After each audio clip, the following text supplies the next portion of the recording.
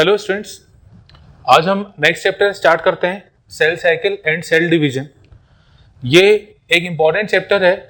11th class में जब final exam की बात करें अगर, तो इस चैप्टर से लॉन्ग आंसर्स में पूछा जाता है क्वेश्चन जो आता है, और नीट में इस चैप्टर से लगभग 2 क्वेश्चंस, कभी कभी 3 क्वेश्चंस भी आते हैं। ठीक है, तो चलिए स्टार्ट करते हैं cell cycle and cell division.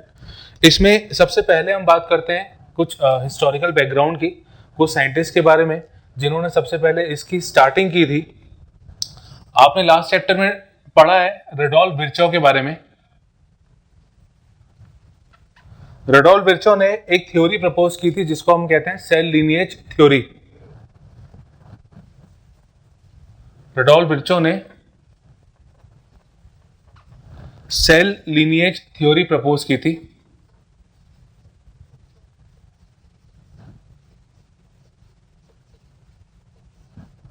और इस थ्योरी के अकॉर्डिंग इन्होंने एक स्टेटमेंट दिया था, ओमनिस सेलुले सेलुला।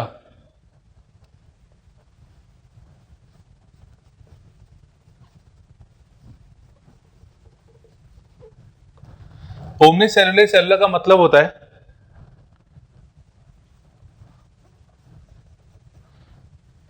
कि जो नई सेल बनती है वो प्री एग्जिस्टिंग सेल के टूटने के बाद बनती है या प्री एग्जिस्टिंग सेल से बनती है। It means new sales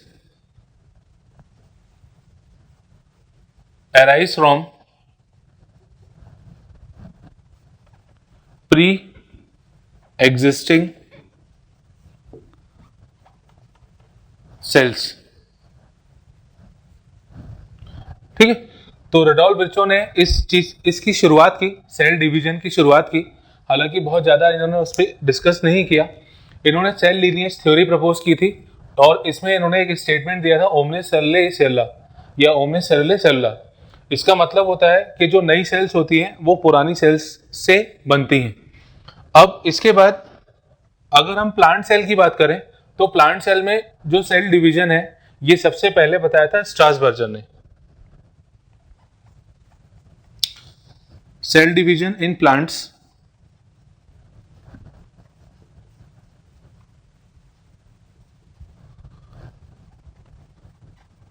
was first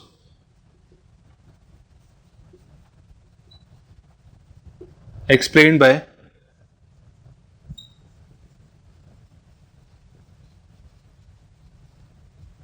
Strasburger. ठीक है, इन्होंने सेल डिवीजन सबसे पहले प्लांट सेल में बताया था। अब हम देखते हैं सेल साइकिल एक्चुअली होती क्या है और सेल डिवीजन एक्चुअली होता क्या है। सेल डिवीजन का मतलब तो हम नाम से इंडिकेट हो रहा है कि सेल डिवाइड हो जाती है, और साइकिल, सेल साइकिल क्या होती है। सेल साइकिल के बारे में अगर बात करें तो सबसे पहले इसको बताया था हावर्ड और पेल्क ने।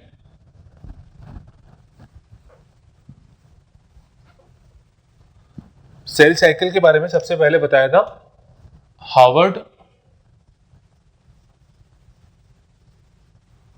और पेल्क ने 1953 में हावर्ड और पेल्क ने सेल साइकिल के बारे में बताया। It is programmed changes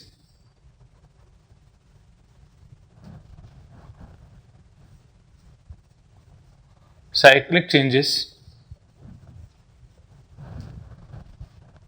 occurs in a cell।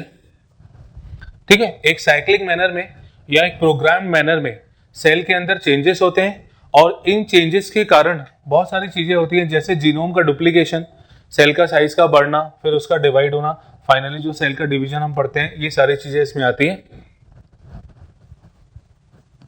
which results in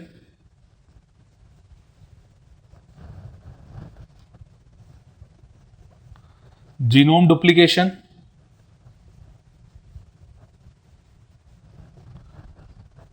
and ultimately leads to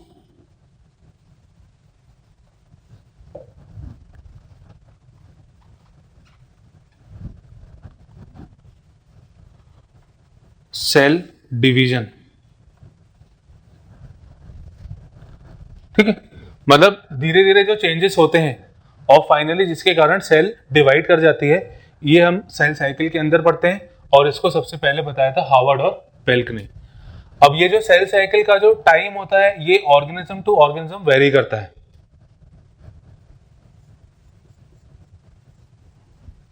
cell cycle duration varies from organism to organism। ये वेरी करता है। और अगर इसके कुछ एग्जांपल्स देखें, जैसे फॉर एग्जांपल ईस्ट सेल के लिए अगर हम बात करें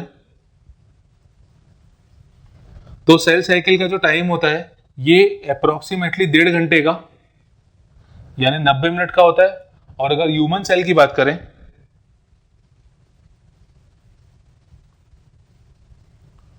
तो ये होता है 24 आवर्स का।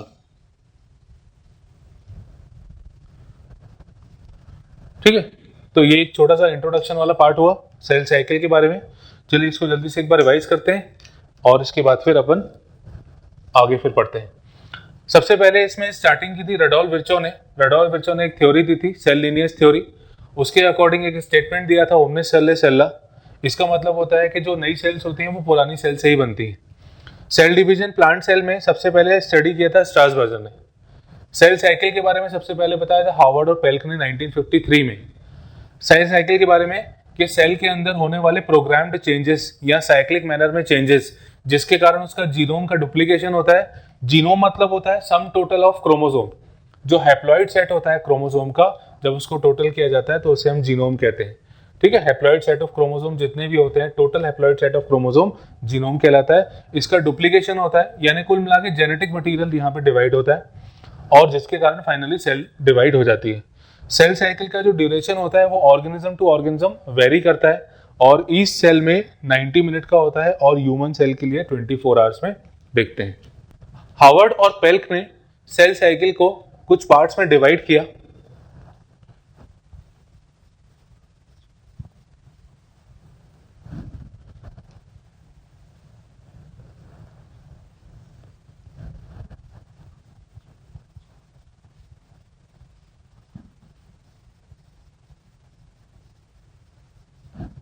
ठीक है, हार्वर्ड और पेल्क ने कुछ सेल साइकिल को दो पार्ट्स में डिवाइड किया। इसमें से एक था इंटरफेस और दूसरा था एम फेस। यहां पे एम फेज में हम माइटोसिस और मियोसिस पढ़ते हैं।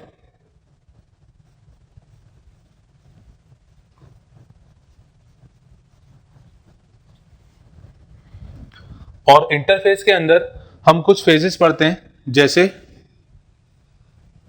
G1, दूसरा S और तीसरा G2 फेज।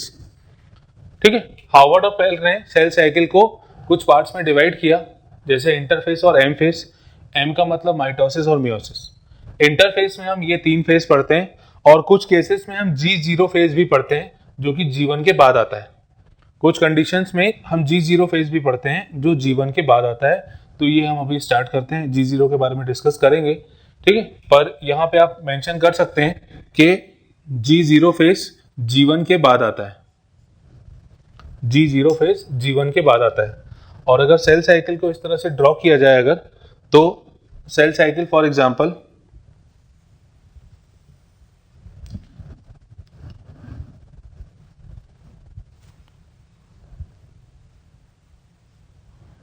अगर ये इतना G1 है,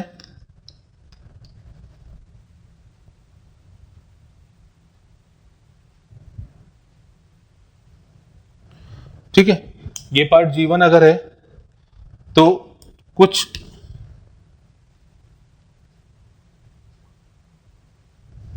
पार्ट G0 का होगा और इसके बाद फिर S और फिर G2,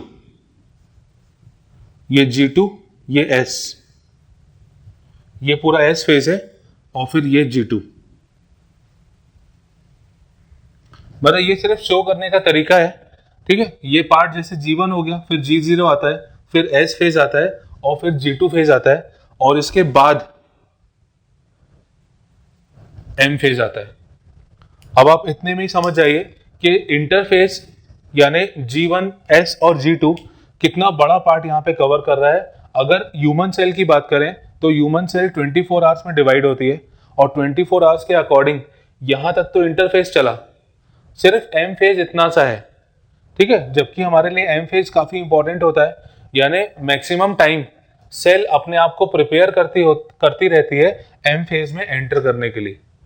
यानी इंटरफेज एक्चुअली ऐसा फेज है जिसमें सेल अपने आप को तैयार करती है ताकि वो डिवीजन शो कर सके, यानी अपने आप को वो प्रिपेयर करती रहती है एम फेज में जाने के लिए, ठीक है। तो अब अपन स्टार्ट करते हैं एक एक के बारे में।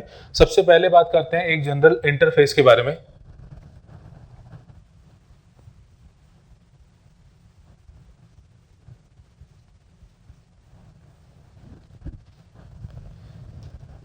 इंटरफेस के बारे में कुछ पॉइंट। सबसे पहले तो इसको प्रिपरेटरी फेज कहा जाता है।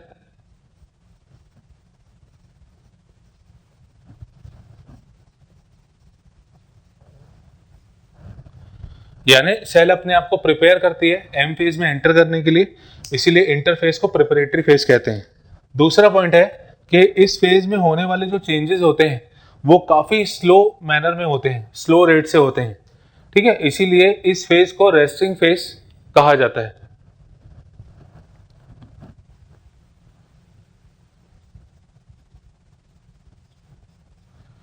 Changes occurs in a cell at a very slow rate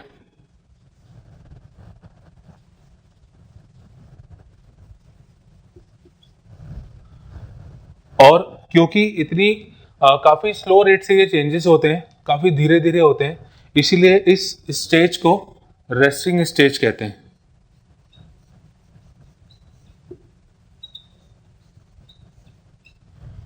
resting stage और रेस्टिंग फेज कहते हैं। अभी हमने बात की थी कि 24 घंटे में से मैक्सिमम टाइम तो इंटरफेस ही कवर कर रहा है, ठीक है। तो it covers 95%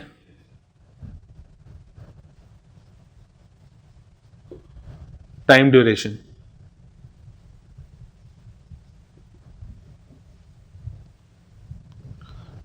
maximum time interface he cover करता है। इस फेज को काफी इसमें जो एक्टिविटीज होती है यानी सेल जो होती है वो काफी एक्टिव स्टेट में होती है, तो इंटरफेस को एक्टिव स्टेट भी कहते हैं और एक्टिव फेज भी कहते हैं। सेल अपनी एक्टिव स्टेट में होती है इसीलिए हम इसको एक्टिव फेज भी कहते हैं, ठीक है। तो ये हो गया इंटरफेस के बारे में। अब हम स्टार्ट करते हैं इसमें सबसे पहला पार्ट G1 के बारे में।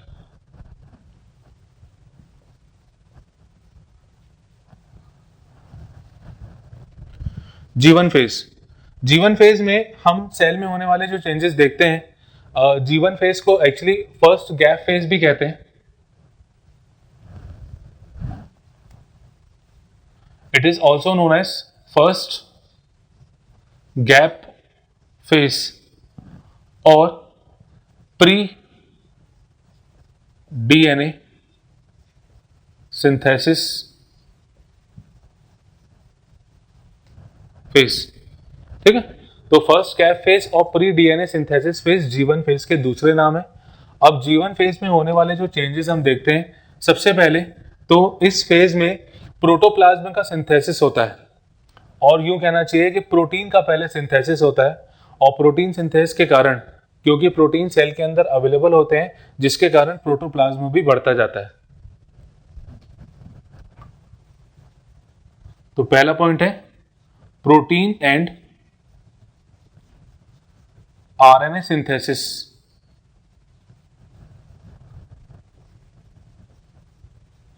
टेक्स प्लेस, ठीक है। इस फेज में प्रोटीन और आरएनए सिंथेसिस होता है। इस फेज में प्रोटीन और आरएनए सिंथेसिस होता है। आरएनए मतलब राइबोन्यूक्लिक एसिड, जो कि एक तरह का जेनेटिक मटेरियल है, ठीक है। अब क्योंकि प्रोटीन बन रहे हैं तो प्रोटोप्लाज्म भी बनेगा। प्रोटोप्लाज्म में आपको ध्यान होगा लिविंग कंपोनेंट जो होता है सेल का, जिसको फिजिकल बेसिस ऑफ लाइफ भी कहा गया था। तो due to protein availability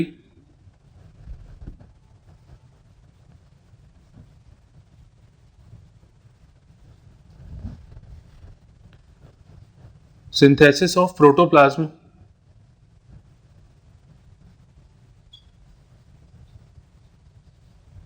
occurs। अब क्योंकि प्रोटोप्लाज्म का सिंथेसिस हो रहा है तो ये प्रोटोप्लाज्म सेल ऑर्गेनेल्स के अंदर भी जाता है, और सेल ऑर्गेनेल्स के अंदर अगर प्रोटोप्लाज्म जा रहा है तो वो सेल ऑर्गेनेल के साइज को बढ़ाएगा।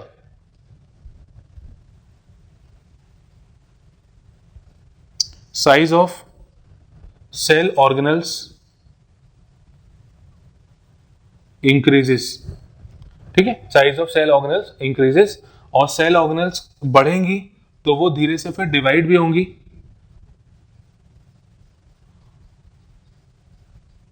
डुप्लीकेशन ऑफ सेल ऑर्गेनेल्स, और क्योंकि सेल ऑर्गेनेल्स का साइज बढ़ रहा है या सेल ऑर्गेनेल्स डुप्लीकेट हो रही हैं, जिसके कारण सेल का साइज भी बढ़ेगा।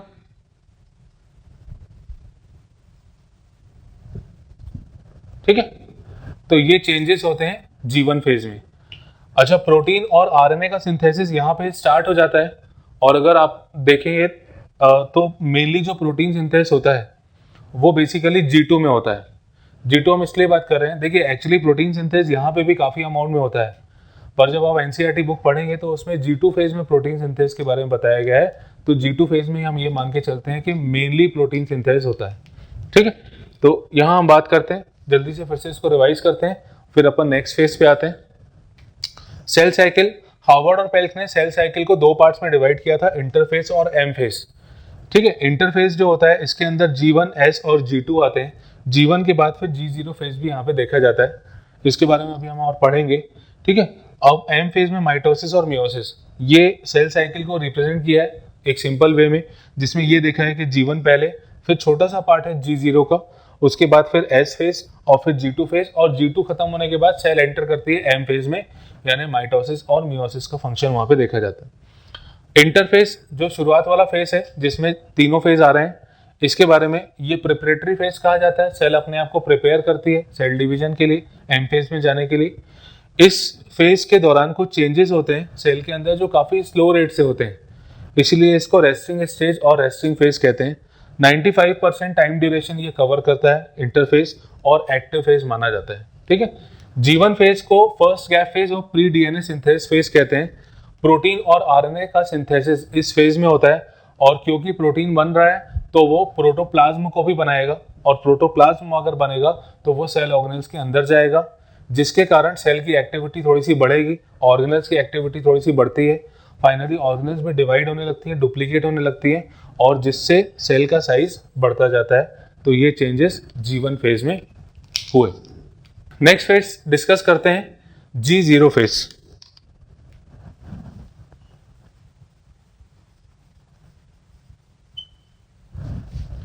G0 फेज को क्यूसेंट फेज भी कहते हैं।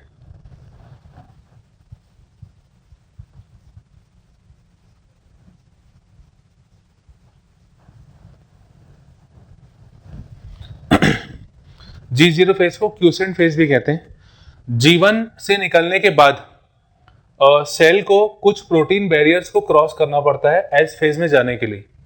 G1 से निकलने के बाद सेल को कुछ प्रोटीन कैरियर्स को क्रॉस करना पड़ता है एस फेज में जाने के लिए।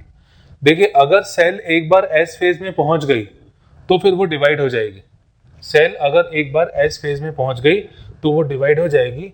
कई बार ऐसा भी होता है कि G1 से तो निकलती है पर G0 में ही रह जाती है, तो उस कंडीशन में वो सेल साइकिल से बाहर आ जाएगी, फिर वो डिवाइड नहीं करती। ठीक है, तो ये जो फेज होता है G0 फेज जो होता है ये मेटाबॉलिकली एक्टिव फेज होता है। मतलब सेल इस कंडीशन में, इस स्टेज में आने के बाद मेटाबॉलिकली एक्टिव होती है, पर उसमें प्रोलिफरेशन नहीं होता जब तक डिवीजन की रिक्वायरमेंट ना हो। ठीक है, मतलब सेल का साइज जरूर बढ़ता जाता है पर उसमें प्रोलिफरेशन ऐसा नहीं होता, मतलब बहुत ज्यादा ऐसा साइज इंक्रीमेंट नहीं देखा जाता, और सेल डिवाइड नहीं होती। अगर सेल को डिवाइड करने की इंफॉर्मेशन नहीं आ रही है तो फिर वो सेल जो है वो कुछ समय G0 में रहेगी और फिर सेल साइकिल से बाहर चली जाएगी। सेल इज मेटाबॉलिकली एक्टिव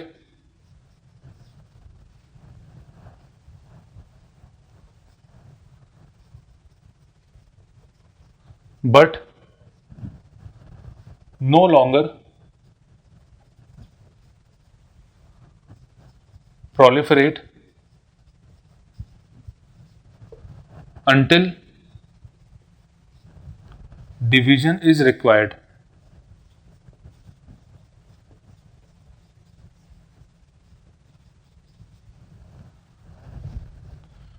ठीक है, यानी सेल इस कंडीशन में मेटाबॉलिकली एक्टिव जरूर होती है, पर उसमें प्रोलिफरेशन इस तरह से नहीं होता।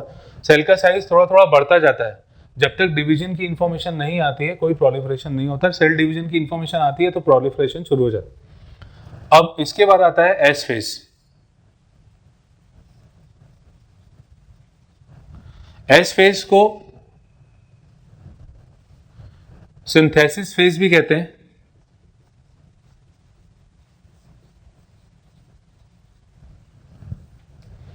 एस फेज को सिंथेसिस फेज भी कहा जाता है। एक्चुअली में इस फेज में आने के बाद सेल में मेनली डीएनए का सिंथेसिस होता है। ठीक है, सेल में मेनली डीएनए का सिंथेसिस होता है, इसलिए इसको डीएनए सिंथेसिस फेज कहा जाता है या डीएनए सिंथेसिस फेज कहा जाता है।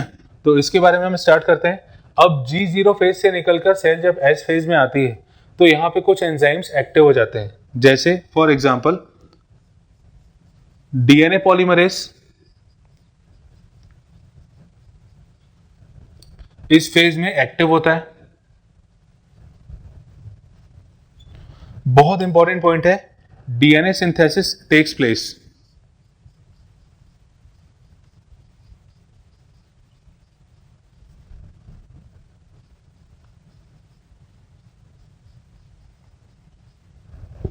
यहां पे डीएनए सिंथेसिस होता है और डीएनए डबल अमाउंट में हो जाता है।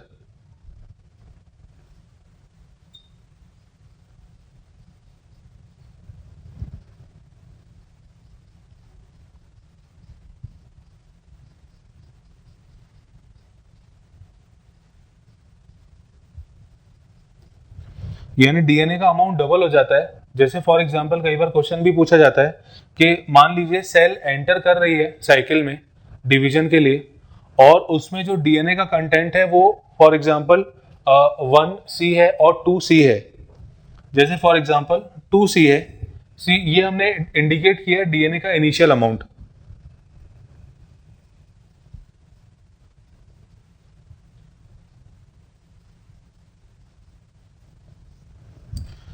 ठीक है, ये इनिशियल डीएनए है 2C, यानी ये किस फेज में होगा, G1 फेज के लिए बात कर रहे हैं। ये जो 2C अमाउंट है ये G1 फेज के लिए। और अगर क्वेश्चन आता है कि ये 2C अमाउंट S फेज के बाद कितना हो जाएगा तो आंसर आएगा इसका 4C।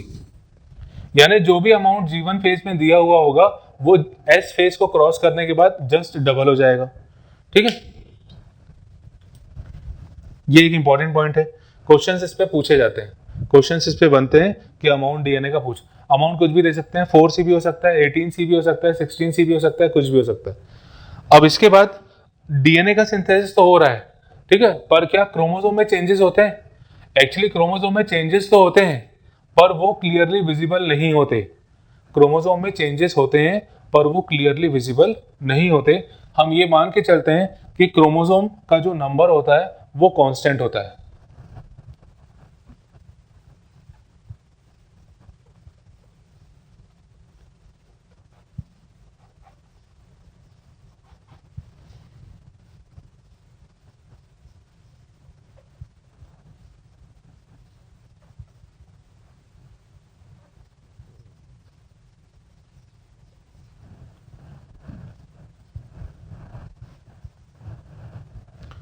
ठीक है, यानी डीएनए का सिंथेसिस तो हो रहा है पर अब होना तो यही चाहिए कि डीएनए अगर चेंज हो रहा है, उसका अमाउंट बदल रहा है, तो क्रोमोसोम का नंबर भी चेंज होना चाहिए।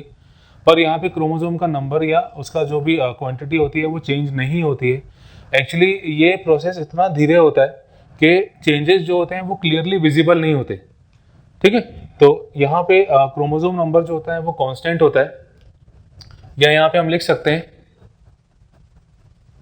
इस पॉइंट की जगह ज्यादा क्लियर है कि हम इस तरह से लिख दें कि जो क्रोमोसोम के नंबर में चेंजेस हो रहे हैं वो विजिबल नहीं होते।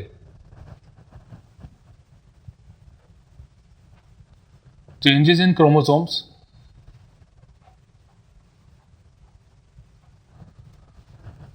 not visible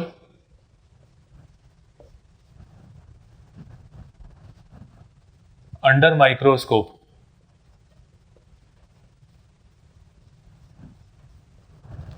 ठीक है, जो भी क्रोमोसोम में चेंजेस हो रहे हैं ये माइक्रोस्कोप से, ऐसे माइक्रोस्कोप में देखने से नहीं दिखते, इसीलिए इस फेज को इनविजिबल फेज भी कहते हैं।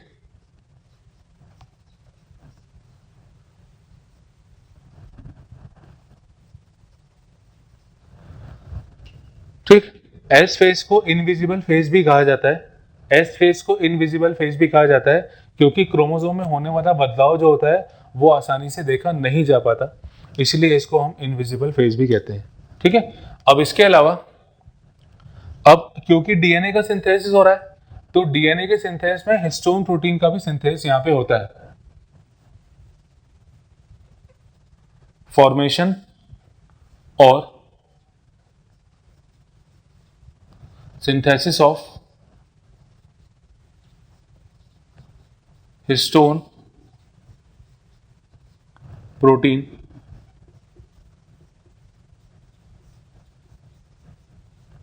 takes place। ठीक है, फॉर्मेशन होता है हिस्टोन प्रोटीन का। अच्छा, ये हिस्टोन प्रोटीन डीएनए में किस तरह से होते हैं ये देखिए थोड़ा सा। जैसे फॉर एग्जांपल कि जैसे ये सेल है,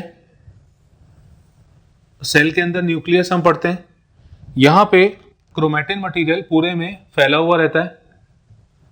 ठीक है, जब क्रोमैटिन मटेरियल का एक्चुअल स्ट्रक्चर देखेंगे तो ये अगर ओपन होता है तो ये इस तरह का दिखता है, ये आपस में लपटा हुआ एंटेंगल्ड मैनर में होता है। ठीक है, इसको हम कहते हैं, ये जो एक सिंगल पार्ट होता है इसका, ये जो ये स्फेरिकल बॉडी छोटी सी दिख रही है, इसे हम कहते हैं न्यूक्लियोसोम। ये कहलाता है न्यूक्लियोसोम।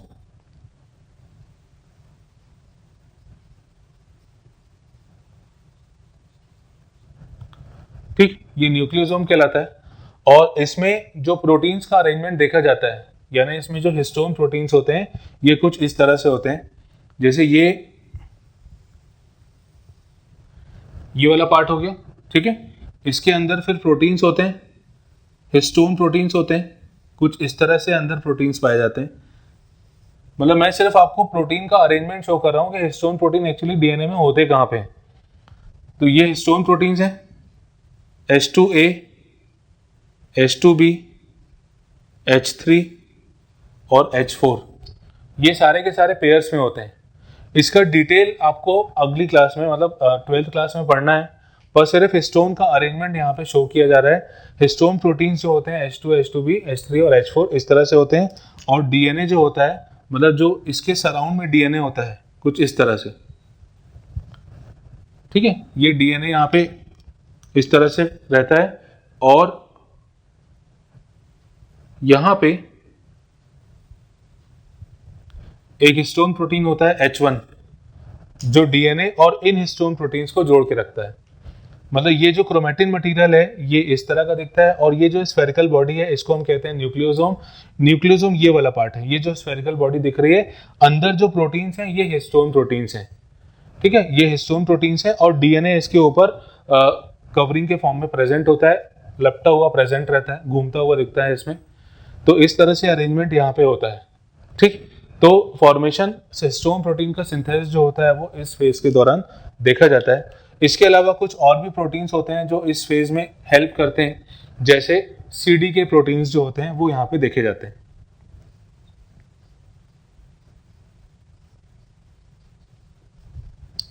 सीडी के प्रोटीन भी इस फेज में एक्टिव होते हैं। सीडी के प्रोटीन मतलब सेल डिवीजन काइनेज प्रोटीन्स जो होते हैं वो इस फेज में काफी एक्टिव देखे जाते हैं। ठीक है, तो ये हो गया एस फेज के बारे में। ये काफी इंपॉर्टेंट फेज है, इस पे क्वेश्चंस बनते हैं, पूछे जाते हैं। डीएनए के अमाउंट पे भी क्वेश्चन बन सकते हैं या कहाँ पे क्या सिंथेसिस हो रहा है ये भी पूछा जा सकता है। अच्छा, इसके अलावा कुछ और भी पॉइंट है, जैसे यहाँ पे डीएनए का सिंथेसिस हो रहा है, मतलब डीएनए का रेप्लिकेशन हो रहा है। अपन ने सेल वाले चैप्टर में डिस्कस किया था, डीएनए से डीएनए बनता है, यानी उसको हम रेप्लिकेशन कहते हैं। फिर डीएनए से एमआरएनए बनता है और एमआरएनए से प्रोटीन्स का फॉर्मेशन होता है। तो डीएनए से डीएनए बनना रेप्लिकेशन कहलाता है। यानी रेप्लिकेशन जो होता है,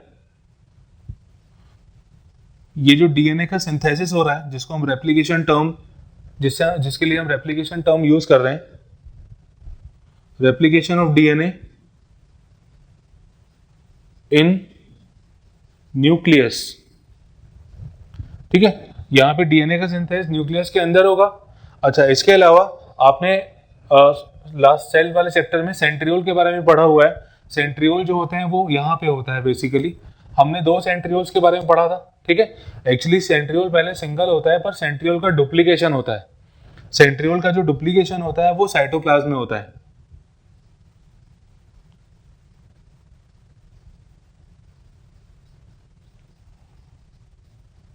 पहले सेंट्रियोल सिंगल ही होता है, पर बाद में क्योंकि वो डिवाइड करता है तो 2 सेंट्रियोल हो जाते हैं।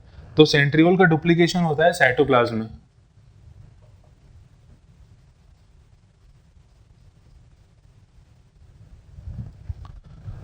सेंट्रियोल का डुप्लीकेशन साइटोप्लाज्म में होता है और डीएनए का रेप्लिकेशन होता है न्यूक्लियस के अंदर।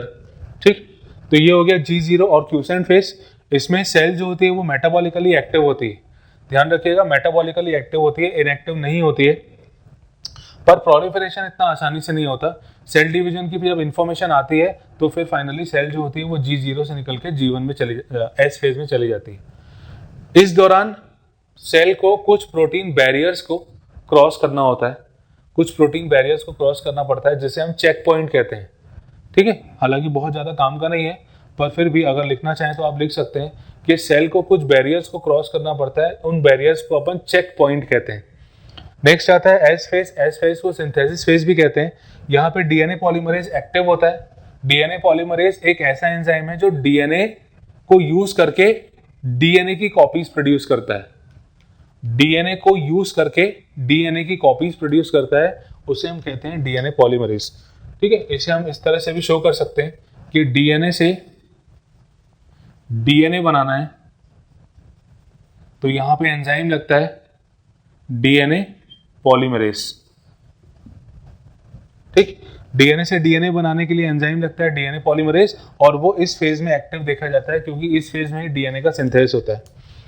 डबल अमाउंट होता है डीएनए का, मतलब जो इनिशियल अमाउंट होगा, जैसे G1 फेज में जो भी दिया होगा उससे जस्ट डबल हो जाएगा एस फेज को क्रॉस करने के बाद। यानी अगर क्वेश्चन पूछा जाता है कि अगर G1 फेज में 4C डीएनए है तो G2 फेज में कितना हो जाएगा, G2 फेज में कितना हो जाएगा, तो आंसर आएगा 8C, यानी जस्ट डबल हो जाएगा उससे। अब ये हो गया इसका एग्जाम्पल। जो क्रोमोसोम में चेंजेस होते हैं ये आसानी से दिखाई नहीं पड़ते हैं, इस कारण से इस फेज को इनविजिबल फेज भी कहते हैं। ठीक है, इंटरफेज को मोस्ट एक्टिव फेज और रेस्टिंग फेज कहा जाता है, और जो G1 फेज होता है उसको प्री डीएनए सिंथेसिस फेज कहा जाता है। अब आप समझ गए होंगे प्री डीएनए सिंथेसिस क्यों, क्योंकि G1 के बाद एस फेज आ रहा है और एस फेज में डीएनए बन रहा है, तो इसीलिए G1 जो है उसको प्री डीएनए सिंथेसिस फेज कहते हैं। ये इनविजिबल फेज होता है। एस फेज जो होता है, फॉर्मेशन और डीएनए जो होता है हिस्टोन प्रोटीन्स का इसी जगह पे होता है। ये हिस्टोन प्रोटीन का एक सिंपल सा रिप्रेजेंटेशन दिया है। ठीक है, अगर प्रॉब्लम जाती है तो उसको आप स्किप कर दीजिए, कोई प्रॉब्लम नहीं है। इसके बारे में डिटेल हमें 12th क्लास में पढ़नी है। अभी इस क्लास में 11th क्लास में फाइनल एग्जाम में ऐसा कोई क्वेश्चन नहीं बनता। सीडी के प्रोटीन जो होते हैं वो एक्टिव होते हैं। ठीक है, सेल डिवीजन के लिए जो काइनेज प्रोटीन चाहिए पड़ते हैं वो इस फेज में एक्टिव होते हैं। डीएनए का रेप्लिकेशन होता है न्यूक्लियस के अंदर, और सेंट्रियोल का डुप्लीकेशन होता है साइटोप्लाज्म वाले पार्ट में। नेक्स्ट हम पढ़ते हैं G2 फेज के बारे में।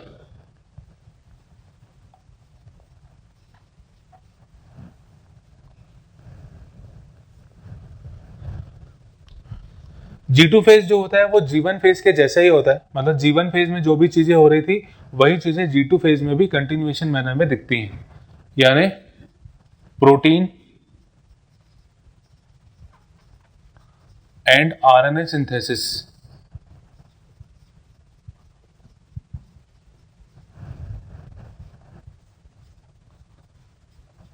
Takes place.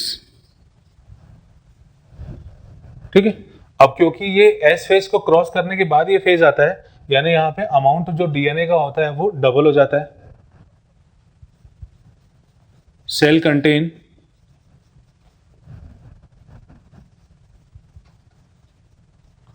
Double amount of DNA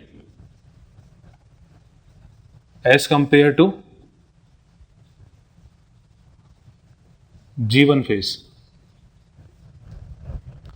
G1 phase के कंपेयर में डीएनए का अमाउंट जो होता है यहां पे डबल देखा जाता है।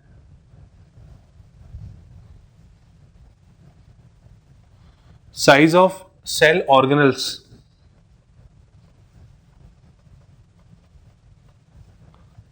और कह सकते हैं हम सेल इंक्रीजेस। ठीक है, प्रोटोप्लाज्म का सिंथेसिस होगा, प्रोटीन का सिंथेसिस होगा, मतलब ये चीजें बढ़ती जाएंगी और सेल ऑर्गेनल्स और सेल का साइज फाइनली बढ़ता जाएगा। तो ये सारे चेंजेस हम G2 स्टेज में देखते हैं, G2 फेज में देखते हैं। ठीक है, अगर सेल को G1 से S की तरफ जाना है, सेल को G1 से S की तरफ जाना है, तो यहां पे कुछ प्रोटीन्स की रिक्वायरमेंट होती है।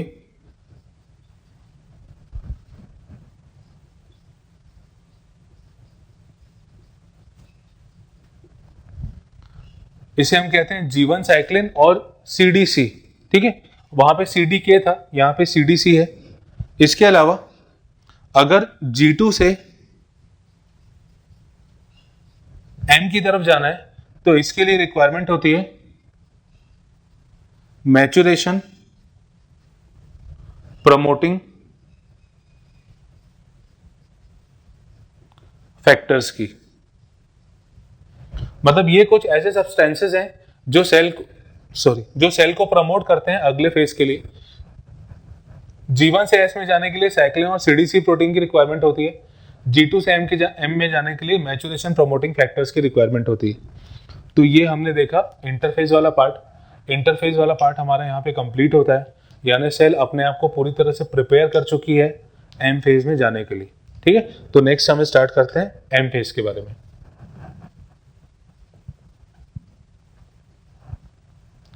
M फेज को डिवीजन फेज भी कहते हैं।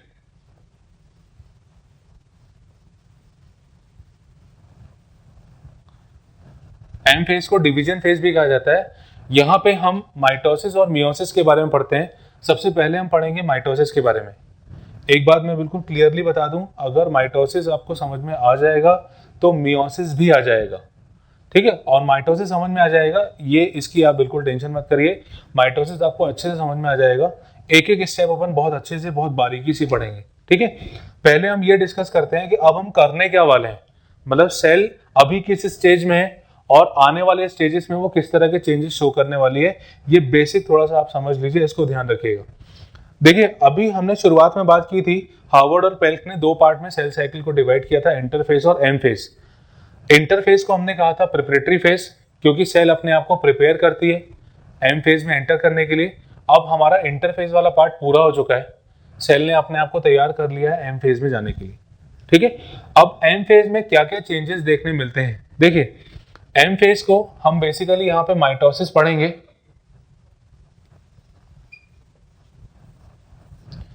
एम फेज में मियोसिस भी आता है, पर पहले अपन माइटोसिस समझते हैं ताकि आपको मियोसिस समझने में दिक्कत ना हो। ठीक, अब हमारी सेल जो है वो एम फेज में एंटर कर चुकी है। देखिए, एम फेज में एक्चुअली में मेन होता है कैरियोकाइनेसिस। माइटोसिस में मेन होता है कैरियोकाइनेसिस, मतलब सेल डिवीजन जो होता है एक्चुअली में।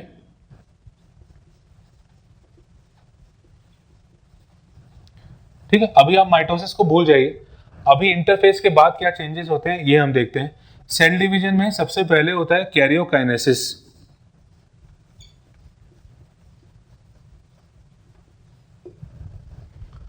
कैरियोकाइनेसिस का मतलब होता है division of nucleus.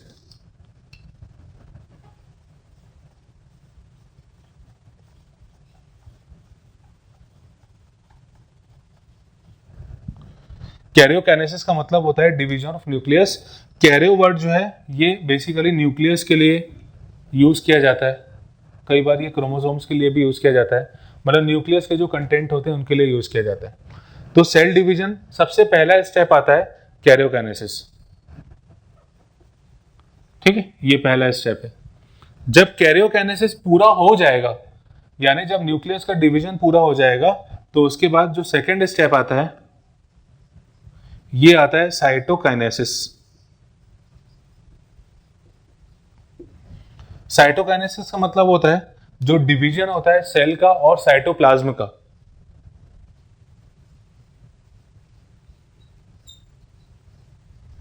Division of cytoplasm,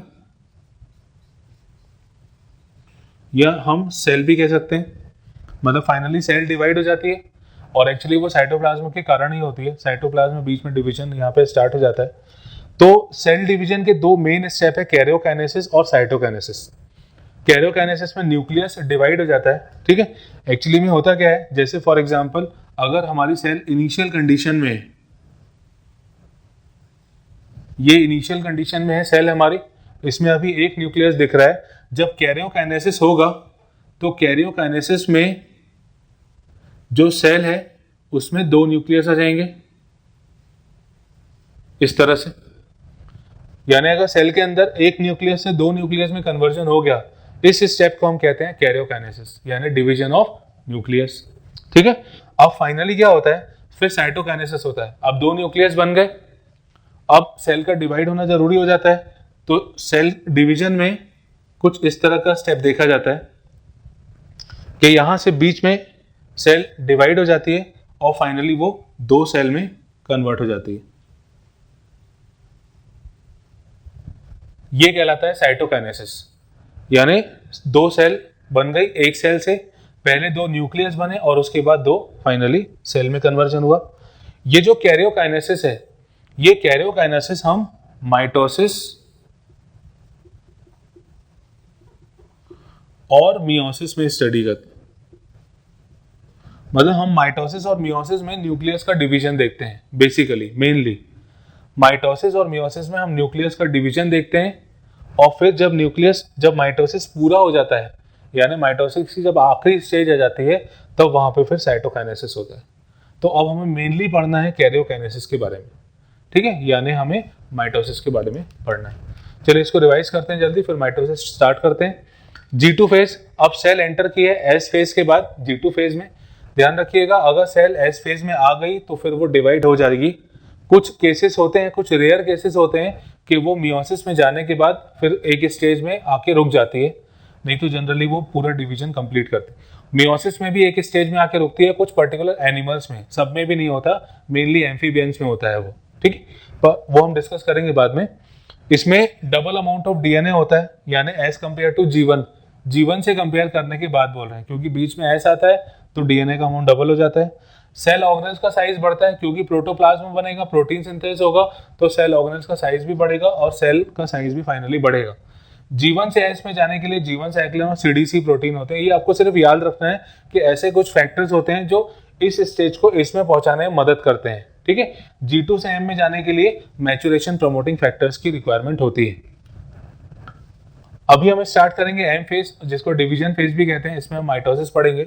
इसको समझने से पहले, माइटोसिस को समझने से पहले अब ये समझिए कि हम करेंगे क्या, हम क्या करने वाले हैं। तो हम सबसे पहला स्टेप करेंगे कैरियोकाइनेसिस। कैरियोकाइनेसिस मतलब डिवीजन ऑफ साइटोप्लाज्म। कैरियोकाइनेसिस का मतलब होता है डिवीजन ऑफ साइटोप्लाज्म।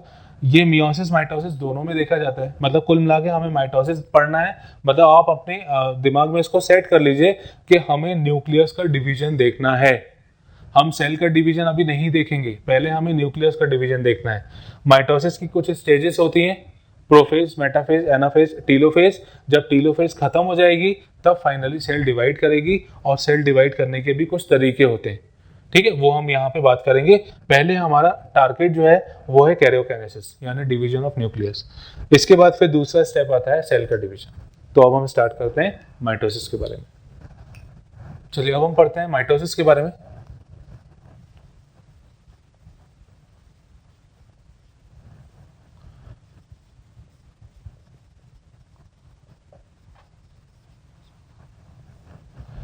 माइटोसिस को सबसे पहले स्टडी किया था फ्लेमिंग ने।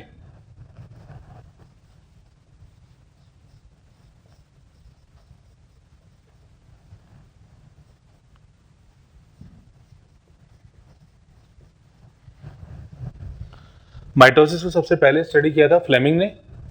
अब माइटोसिस जो होता है वो एनिमल्स की सोमैटिक सेल्स में होता है। देखिए दो टाइप की सेल्स होती हैं, एक होती है सोमैटिक सेल्स, एक होती है जर्मिनल सेल्स। सोमैटिक सेल्स में जो चेंजेस होते हैं वो ऑर्गेनिज्म की नेक्स्ट जनरेशन में नहीं जाते। सोमैटिक सेल्स में जो चेंजेस होते हैं वो नेक्स्ट जनरेशन में नहीं जाते। बहुत रेयरली ऐसे चेंजेस हो सकते हैं जो सोमैटिक से जर्मिनल सेल में ट्रांसफर हो जाएं, नहीं तो जनरली सोमैटिक सेल्स में चेंजेस जो होते हैं वो ऑर्गेनिज्म की डेथ के साथ खत्म हो जाते हैं। जो चेंजेस जर्मिनल सेल्स में होते हैं वो इसमें देखे जाते हैं, वो अगली जनरेशन में जाते हैं। ठीक है, जर्मिनल सेल में जो चेंजेस होते हैं वो अगली जनरेशन में जाते हैं। तो माइटोसिस जो होता है वो एनिमल्स की सोमैटिक सेल्स में होता है।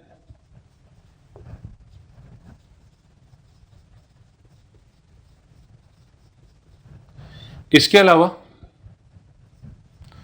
जो प्लांट्स में मेरिस्टेमेटिक सेल्स होती हैं, प्लांट्स की जो मेरिस्टेमेटिक सेल्स होती हैं उसमें माइटोसिस होता है। यानी प्लांट्स में जो मेनली डिवीजन देखा जाता है, सेल की ग्रोथ का जो डिवीजन, सेल ग्रोथ जो देखी जाती है वो बेसिकली माइटोसिस के कारण और मेरिस्टेमेटिक सेल्स में जो डिवीजन्स होते हैं उनके कारण होती है। ठीक है, अब माइटोसिस के अंदर हम कुछ स्टेजेस पढ़ने वाले हैं। माइटोसिस में सबसे पहला फेज आता है प्रोफेज। प्रोफेज के बाद मेटाफेज, इसके बाद आता है एनाफेज,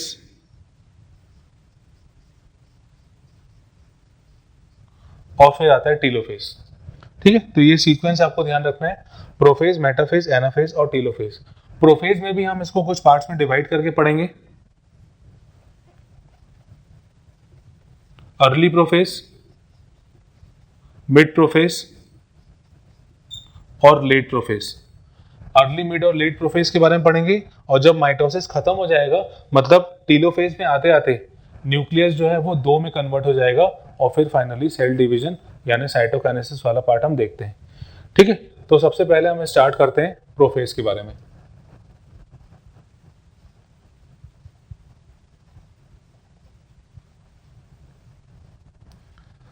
प्रोफेज को हम सबसे पहले पढ़ते हैं अर्ली प्रोफेज के अंदर।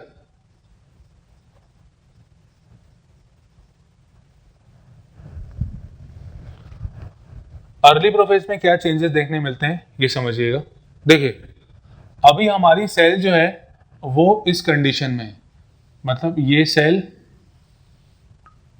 न्यूक्लियस और ये 2 centriole.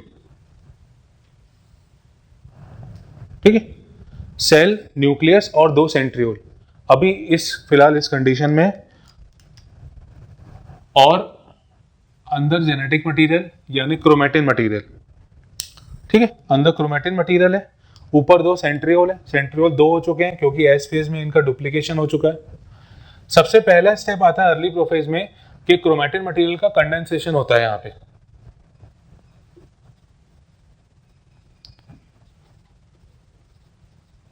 Condensation of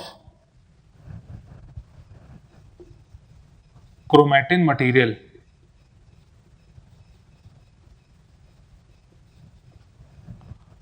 occurs.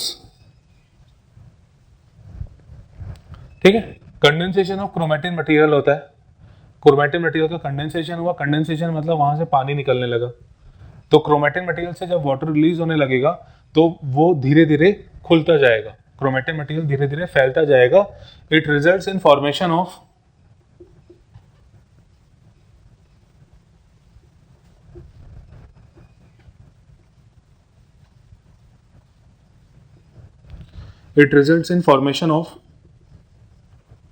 thread like structures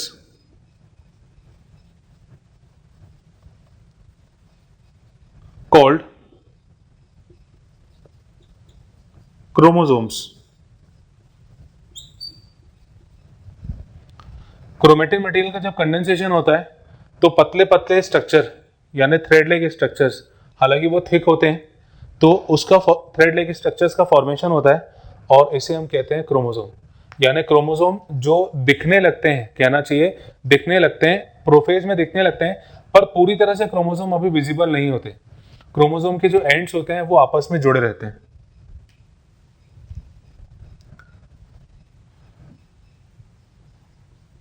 this step is called स्पाइरलाइजेशन।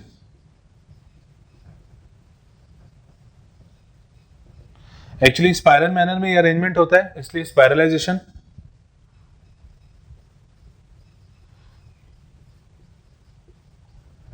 Chromosomes are not clearly visible.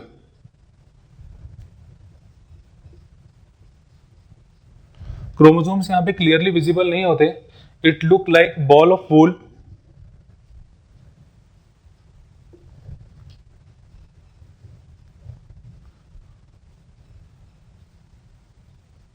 Ends are not clearly visible.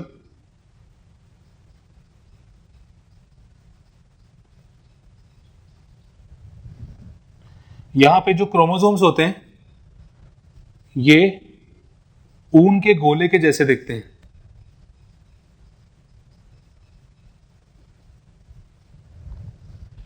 ठीक है, ये ऊन के गोले के जैसे दिखते हैं।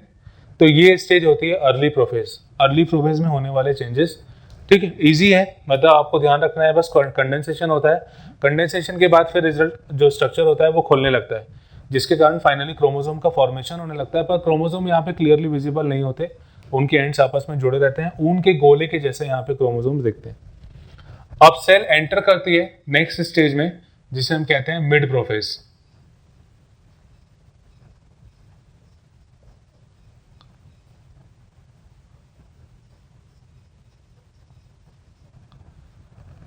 मिड प्रोफेज में जो सेंट्रियोल होता है वो ऑपोजिट एंड की तरफ मूव करना स्टार्ट कर देता है, यानी ये सेंट्रियोल धीरे धीरे अब आगे खिसकने लगता है।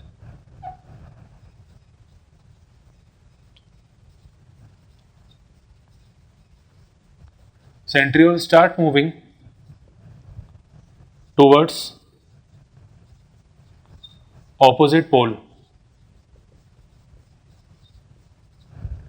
सेंट्रियोल ऑपोजिट पोल की तरफ मूव करना स्टार्ट कर देता है। यहां पे जहां पे एक सेंट्रियोल है, यहां पे छोटी छोटी रेज दिखने लगती हैं, जिसे हम कहते हैं aster raise.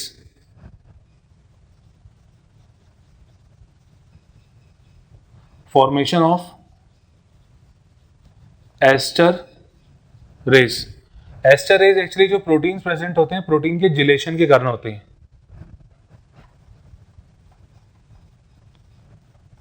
Due to gelation of proteins.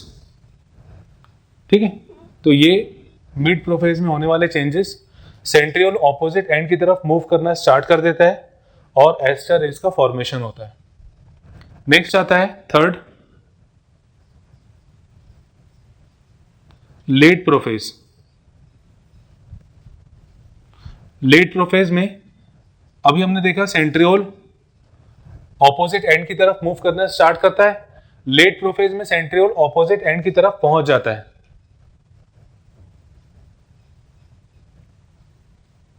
Reaches to opposite poles. अब सेंट्रियोल जो है क्योंकि ऑपोजिट पोल की तरफ पहुंच चुका है, मतलब एक सेंट्रियोल जैसे यहां पे आ गया, तो यहां से कुछ थ्रेड लाइक स्ट्रक्चर्स का फॉर्मेशन होता है। इन थ्रेड लाइक स्ट्रक्चर्स को हम कहते हैं spindle fibres.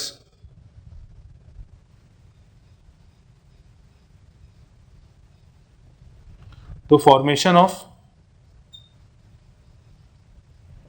Spindle fibres takes place. Spindle fibres का फॉर्मेशन इस स्टेज में हो जाता है। ठीक है, हालांकि यहाँ पे स्पिंडल अपैरेटस भी बनता है, या इसको हम माइटोटिक अपैरेटस कह सकते हैं, जिसमें स्पिंडल फाइबर और एस्टर रेज का कॉम्बिनेशन देखा जाता है। ये हम अगली स्टेज में डिस्कस करेंगे इसको। ठीक है, तो ये हो गया प्रोफेज के बारे में। इसको समझते हैं, फिर से जल्दी से रिवाइज करते हैं। प्रोफेज काफ़ी इंपॉर्टेंट फेज है क्योंकि बहुत सारे चेंजेस यहाँ पे हो रहे हैं। ठीक है, हालांकि ये चेंजेस और भी धीरे धीरे आगे बढ़ते जाते हैं, कॉम्प्लेक्सिटी थोड़ी थोड़ी बढ़ती जाएगी, पर स्टार्टिंग में आपको ये अच्छे से याद रखना है कि क्या क्या चेंजेस यहाँ प्रोफेज में देखने मिल रहे हैं। सबसे पहले पढ़ते हैं माइटोसिस के बारे में। फ्लेमिंग ने सबसे पहले माइटोसिस के बारे में बताया था। एनिमल सेल्स में, सोमैटिक सेल्स में माइटोसिस होता है, क्योंकि जर्नल सेल्स जो होती है वहां तो मियोसिस होता है बेसिकली, जहाँ पे एक्सचेंज ऑफ क्रोमैटिन मटेरियल होता है मियोसिस में, जिसके कारण नए स्ट्रक्चर्स बनते हैं। ठीक है। मेरिस्टेमेटिक सेल्स जो होती हैं प्लांट की, उनमें माइटोसिस देखा जाता है। माइटोसिस को हम इतने फेजेस में पढ़ते हैं और प्रोफेज को हमने इस पार्ट में डिवाइड किया, ठीक है। इनिशियली जो सेल होगी, नॉर्मल कंडीशन में सेल है, 2 सेंट्रियोल्स न्यूक्लियस के ऊपर है। अर्ली प्रोफेज में क्रोमेटिन मटेरियल का कंडेंसेशन होता है।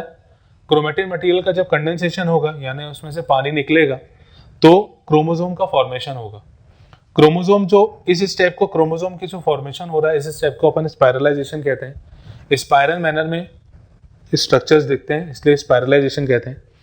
क्रोमोसोम्स यहाँ पे क्लियरली विजिबल नहीं होते। क्रोमोसोम्स के जो एंड्स होते हैं वो आपस में जुड़े हुए रहते हैं, वो सेपरेट नहीं हो पाते, ठीक है। क्रोमोसोम्स के एंड सेपरेट नहीं हो पाते, वो आपस में जुड़े रहते हैं, यानी कुछ इस तरह से, जैसे एक क्रोमोसोम दूसरा क्रोमोसोम, इस तरह से वो जुड़े हुए हैं, लिपटे हुए हैं, अभी वो अलग अलग नहीं हुए, तो स्ट्रक्चर क्लियरली विजिबल नहीं होता। फिर इसके बाद सेल एंटर करती है मिड प्रोफेज में। यहाँ पे सेंट्रियोल का मूवमेंट स्टार्ट होता है ऑपोजिट एंड की तरफ, ऑपोजिट पोल की तरफ। एस्टर रेस का फॉर्मेशन भी यहाँ पे हो जाता है, मतलब होने लगता है। वो फाइनली अगली स्टेज में कंप्लीट होता है, यानी फॉर्मेशन ऑफ एस्टर रे, कंप्लीट फॉर्मेशन ऑफ एस्टर रे और मूवमेंट ऑफ सेंट्रियोल, ये पूरी तरह से हो जाता है। सेंट्रियोल जो होता है वो ऑपोजिट एंड की तरफ पहुंच चुका होता है और एस्टर रेस बन चुकी होती है। एस्टर रेस एक्चुअली प्रोटीन के जिलेशन के कारण होती है। जिलेशन मतलब होता है धीरे धीरे लिक्विड मटेरियल उससे बाहर जाए, यानी बेसिकली वाटर कंटेंट जो होगा वो धीरे धीरे बाहर जाएगा, जिलेटिन लाइक स्ट्रक्चर बनने लगता है, ठीक है। जिलेटिन लाइक स्ट्रक्चर बनते हैं, उसको हम एस्टर रेस कहते हैं। और फाइनली स्पिंडल फाइबर्स का फॉर्मेशन होता है।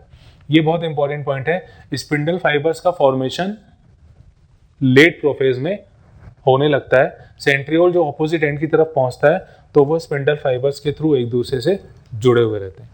तो ये आज हमने स्टडी किया प्रोफेज के बारे में। नेक्स्ट स्टेजेस हम नेक्स्ट लेक्चर में डिस्कस करेंगे।